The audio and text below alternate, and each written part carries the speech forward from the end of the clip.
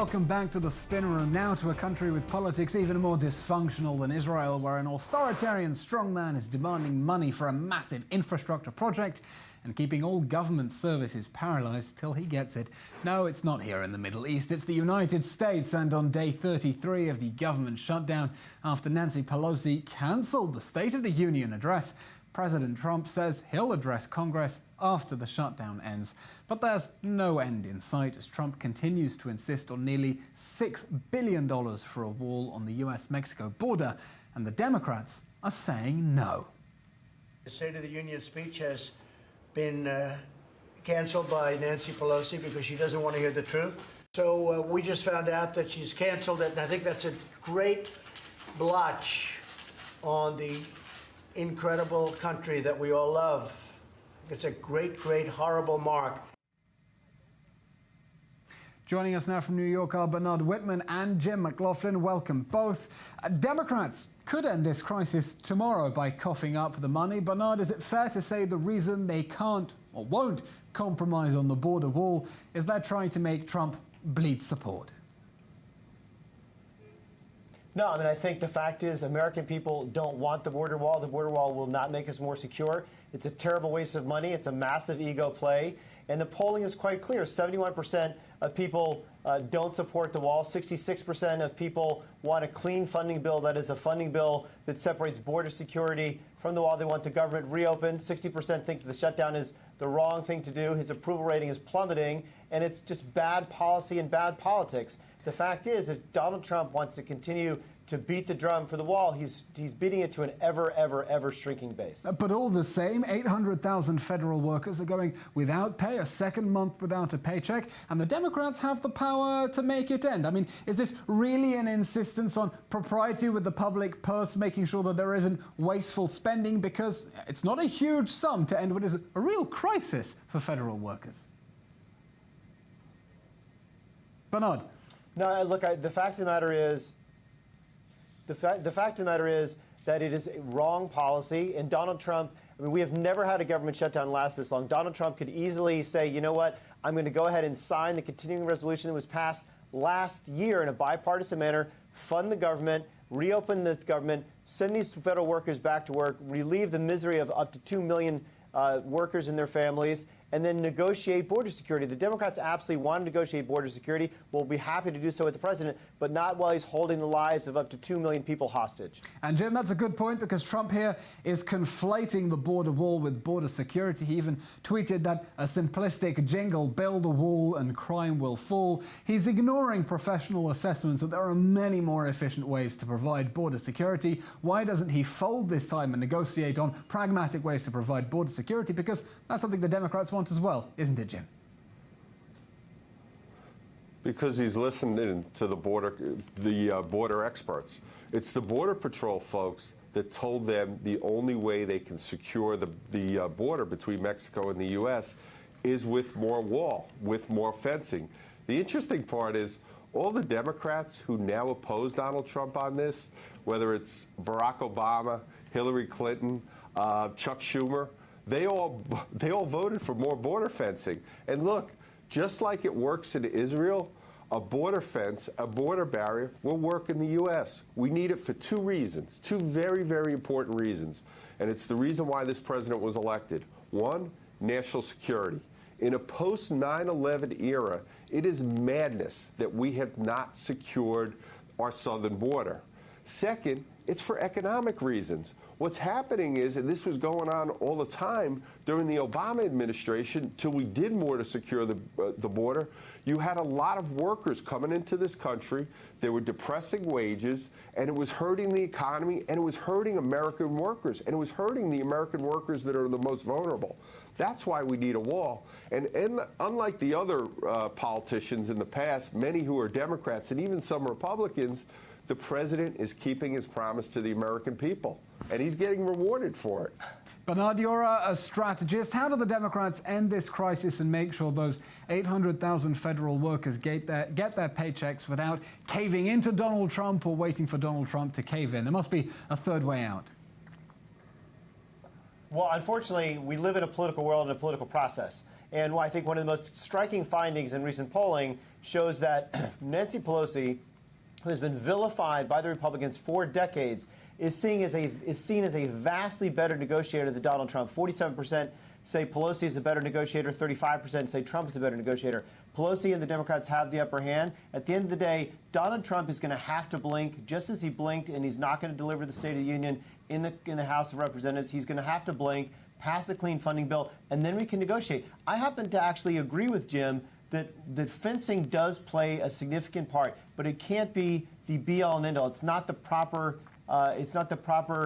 tactic in and of itself, along with drones, along with technology, along with training, along with additional protection in terms of border agents. But the wall can't be on its own, and we cannot operate the government by fiat or by taking people hostage. It can't run that way. And if Trump gets his way, he'll continue to hold the federal workers hostage in future negotiations. Many in America have invoked the case of Israel. Perhaps in your arguments about whether it's a wall or a fence, you can agree on the Israeli euphemism that it's a barrier at the end of the day. But let's take a look at this poll, this from Politico and Morning Consult. It says that 57% of Americans disapprove of Trump's job performance. That's an all-time high, all-time low for Donald Trump. Only 40% of Americans are approving of his functioning as president. 54% of Americans are blaming Trump and the Republicans for the shutdown. Only 35% are blaming the Democrats. Jim, Democrats might point at these low approval ratings for Donald Trump and say that this is a failure for him, but Trump only needs 40% of the American public mobilized, riled up, raring to go to win re-election, doesn't he? You know, those are a lot of the same polls that said we were going to get President Hillary Clinton, and we all saw how those polls turned out at the end of the day.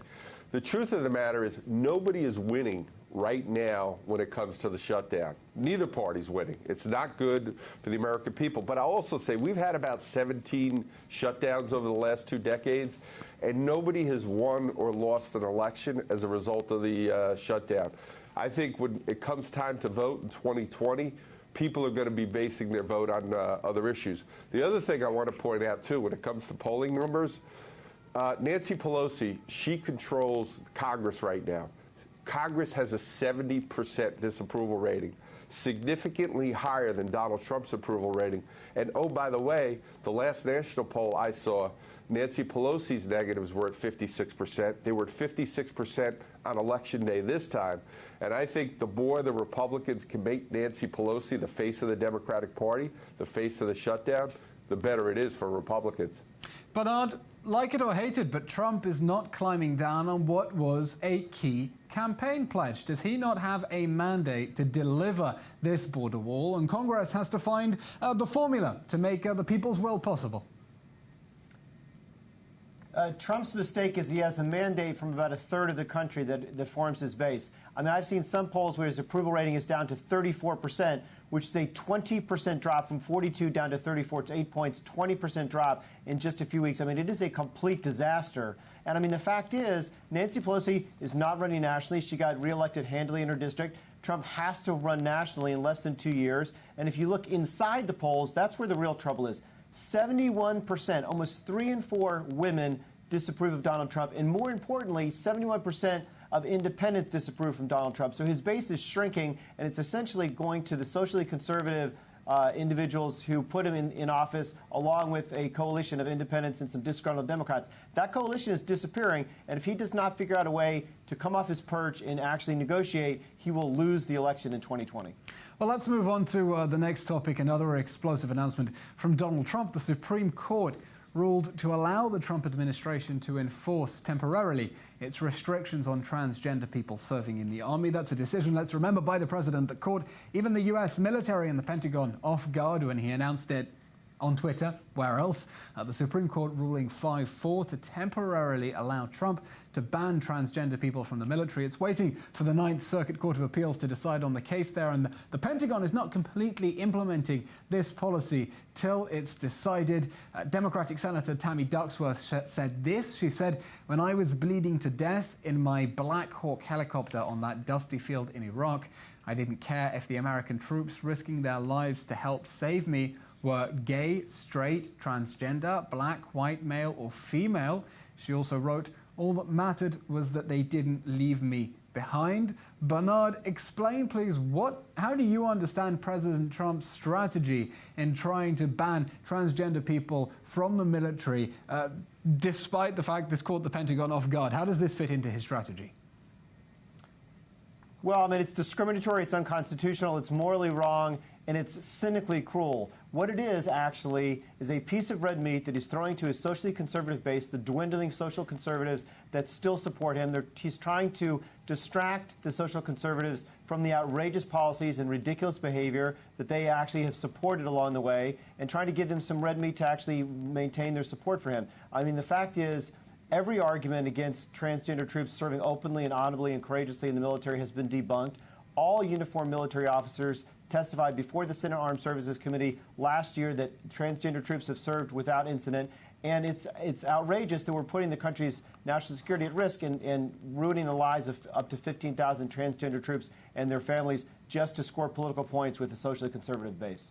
Discriminatory, certainly. Unconstitutional. The court will decide. Jim, what do you make of this case? Is Trump just throwing red meat to his political base, or is there any sort of professional consideration here? Because it certainly didn't look like it from the way he announced this policy on Twitter so long ago. You know, there's been a lot of misinformation and a lot of misreporting on this. Let me make a couple points. First thing is this. This does not affect gay and lesbian Americans serving in the military. Second of all, it does not ban transgenders from serving in the military. But what it does do is, though, it hurts when people, it has to do with effectiveness and not being able to serve. I'm sorry, let me just back up, because the policy, unless I've misread something horribly, Trump said transgender people will not be able to serve in the military. What's wrong about that assertion? No, that is not what it says. That is not what it says, and they've been clear on that. They've said that, and again, a lot of this has to do with the misreporting. Transgenders can still serve in the military, but when it is affecting their performance, that's when there's going to be some sort of a review. They're not going to go and ban and throw out a bunch of transgender Americans. I know that's been reported, but that's not just reality here. And by the way, what the Supreme Court just did was they threw it, they didn't rule on it, they didn't decide on it, they threw it back to the lower courts. And I think it was the right thing to do by the conservative majority. What the conservative majority is saying, we don't want to ban transgenders, but what I just want to let Bernard have a word here, because I see you shaking your head. Bernard, please, briefly a response. But let me make this point. They want them to handle it at the Justice Department and in the military and in the lower courts and have it handled there. It is not banning transgenders from the military. But not very briefly, please. With all due respect to my good friend Jim, it's exactly what they're trying to do. They're trying to force transgender troops back into the closet, back into the don't ask, don't tell days. We know that does not work. It actually ruins military cohesiveness. And that's exactly what they're trying to do, is ban openly transgender troops from serving. I'm sorry, Jim. That's what your president wants to do, and it's going to impact negatively national security and unit cohesiveness. And on that note, that brings us to the end of the Spin Room. Bernard Whitman and Jim McLaughlin, thank you very much for joining us from New York. That's it for the Spin Room here from Tel Aviv.